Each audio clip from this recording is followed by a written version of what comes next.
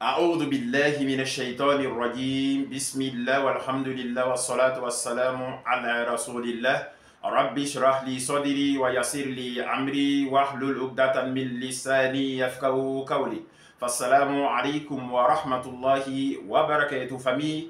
Recevez la salutation des habitants du paradis, laquelle constitue une transcendance de toute barrière linguistique, dépoussiérée de toute connotation géoépidémique, que la paix et la miséricorde d'Allah subhanahu wa ta'ala soient avec vos familles, Koul Dao, pour vous servir. Vous n'êtes pas sans le savoir que le docteur Abdul Majid et sa délégation sont bel et bien en Côte d'Ivoire pour la caravane Da'awa qui a pour thème l'apport de la Da'awa, l'apport de l'évangélisation, l'apport de l'islamisation, l'apport de l'échange fraternel dans la cohésion sociale, initié par la DDR, la Da'awa dans la rue. Après de nombreuses villes parcourues, ils sont arrivés hier à Bondoukou. Je le disais tantôt, le docteur Abdul Majid ne peut pas venir en Côte d'Ivoire sans aller prendre des bénédictions chez nos parents à Bondoukou. Et à la phase vespérale de la conférence de notre docteur Abdul Majid, le maître docteur Abdul Majid a apporté des conseils, c'est-à-dire il a déjà fait une synthèse du match des éléphants passés et il a tenté d'apporter des recommandations, des conseils aux éléphants pour les matchs à venir, surtout pour que la coupe reste en Côte d'Ivoire. Bien évidemment que la RDC occupe la deuxième place, il a ainsi dit. Alhamdulillah, nous allons suivre le docteur Abdul Majid et on revient. Merci, partagez la vidéo et à tout à l'heure. Je disais que la CAN était en train d'arriver et la CAN est arrivée. La CAN est arrivée. Et la CAN est en train de se jouer, n'est-ce pas? On joue la CAN. Mais pour Dieu, la CAN 2024, c'est du passé déjà.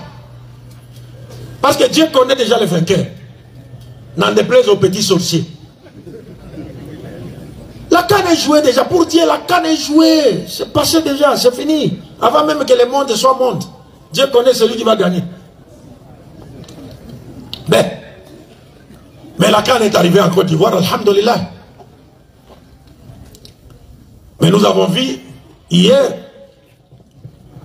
malgré le fait que les supporters des éléphants ont soutenu leur équipe du début jusqu'à la fin, mais le destin en a décidé autrement. Et je pense, à mon humble avis, le destin en a décidé autrement pour permettre aux éléphants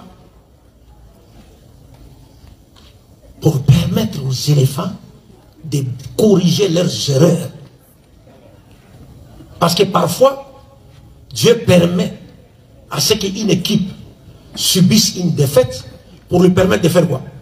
De corriger ses erreurs avant la grande finale. Et moi, à mon humble avis, je pense que c'est ça. Parce que vous savez, souvent, quand on joue à domicile, on a tendance à penser qu'on est intouchable. Parce qu'on est fier au jeu à domicile. On a tendance. Alors Dieu peut permettre une défaite juste pour vous pousser à faire quoi? À rebondir et partant à corriger vos erreurs avant la grande quoi? La grande finale. Et nous, les éléphants, doivent savoir que dans des grandes compétitions telles que la CAN de nos jours, il y a plus de petites équipes. Hein? C'est pas comme avant, on savait déjà, ah, celle-là, 4-0. On va leur donner 4. Et c'est 4, on va leur donner 4. Mais la CAN de ce jour-ci, il n'y a plus de petites équipes. Et les équipes d'autres pays là, ils ne viennent pas pour s'amuser, comme disent les Ivoiriens. Ils viennent pour faire quoi? Gagner la coupe. Or, mais qui a plus de droits de jouer pour gagner la coupe en dehors des éléphants?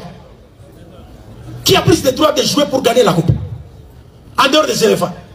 Parce que c'est la Côte d'Ivoire qui a organisé la CAN. Donc c'est pour dire que les éléphants de la Côte d'Ivoire doivent considérer chaque match comme une finale. S'ils veulent rester dans les tournois jusqu'au bout, ils doivent considérer chaque match comme une finale. Et jouer contre l'équipe adverse sans pitié, en restant dans les règles bien sûr du jeu. Mais sans pitié. S'il faut donner même 5 billes, donnez 5 billes.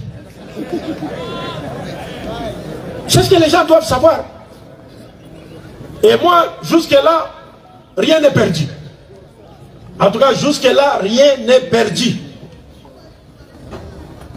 Et moi, personnellement, je souhaite bonne chance aux éléphants et vive la remontada. Inch'Allah. Et je préfère que la coupe reste en Côte d'Ivoire, mais que la deuxième place soit occupée par la RDC. Comme ça, lorsqu'on va organiser notre CAN, on va vous taper là-bas, Inch'Allah.